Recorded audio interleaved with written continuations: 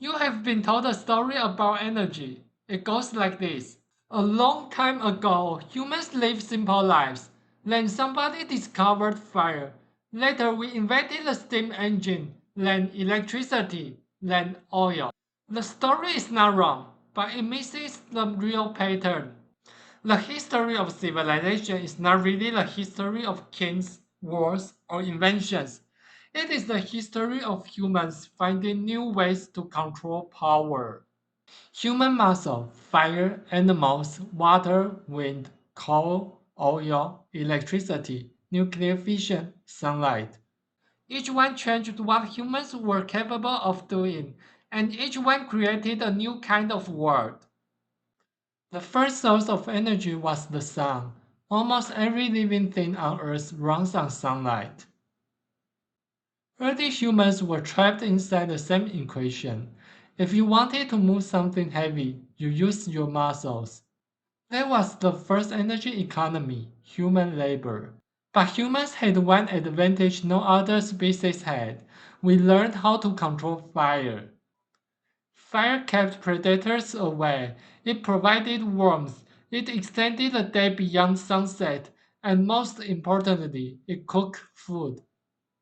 But fire had a limit. You could burn wood to create heat, but you could not easily turn that heat into motion. For thousands of years, nearly every road, temple, pyramid, fortress, and city on Earth was still built with muscle. The lever, the wheel, the pulley, the gears did not create energy. They made human energy more useful. Farmers used oxen to pull plows. Horses carried people across continents. Donkeys hauled cargo.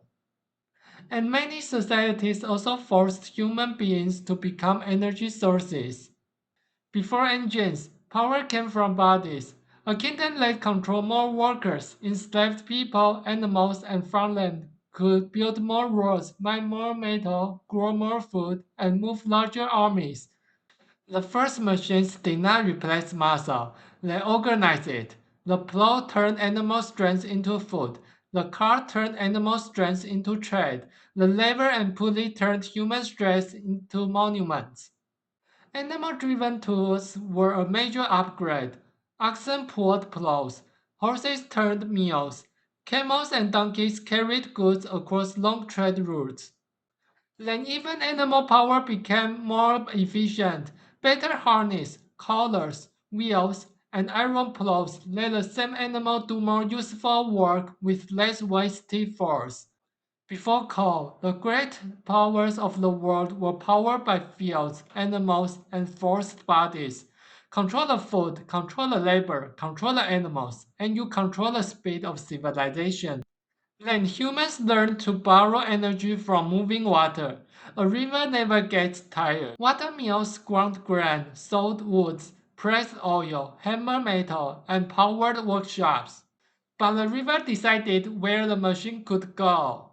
Wind had the same weakness. Sails crossed oceans, windmills pumped water and ground grain, but the wind does not take orders. Civilization needed a source of power that could be moved anywhere, stored for later, and released whenever humans wanted it. Coal is an ancient sunlight. Britain's mines were flooding as miners dug deeper, so inventors built machines that burned coal to boil water, turned that water into steam, and used the steam to drive pistons that pumped the mines dry. Steam engines escaped the mine and entered the factory. Railways crossed continents, steamships ignored the wind, cities expanded, production exploded. Human civilization had learned to burn the past. Then another fossil fuel took over, oil. Oil could flow through pipes, become gasoline, diesel, and jet fuel, and carry extraordinary energy for its weight.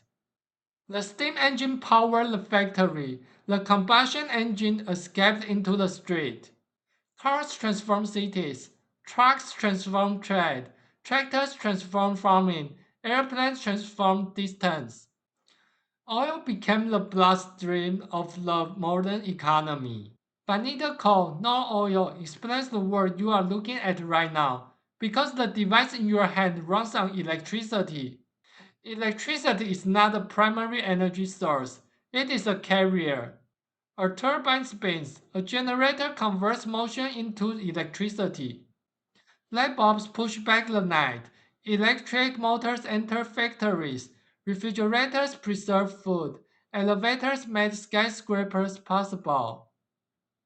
Modern civilization does not merely use electricity, it depends on it.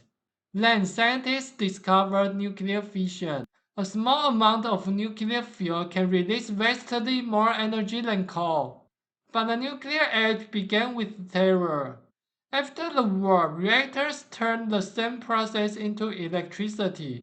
Nuclear power produced huge amounts of electricity with low carbon emissions, but accidents changed public opinion. By the end of 20th century, the world had built an energy system more powerful than anything previous generations could imagine. But the system carried a cost. The planet began to warm, and now the story loops back to where it started, the sun. Solar panels convert sunlight directly into electricity. Wind power returned too, not as old wooden windmills, but as enormous turbines sweeping through the sky. But sunlight and wind have the same ancient weakness. The sun sets, the wind stops. That is why batteries, transmission lines, hydro storage, nuclear, geothermal, and smarter grids all matter. The modern world was designed around coal, oil, and gas. Changing the fuel means changing the machine. Artificial intelligence, electric vehicles, factories, and air conditioning all demand more electricity. The world does not need less power, it needs more power with fewer consequences. Some are betting on renewables, some on nuclear, some on geothermal batteries, carbon capture, hydrogen, or fusion. Fusion is the process that powers the sun itself. Energy is everywhere. Useful energy is hard. Every edge is shaped by the energy source beneath it. The next energy system is being built right now. The question is no longer whether humans can create enough power. The question is what kind of world that power will create.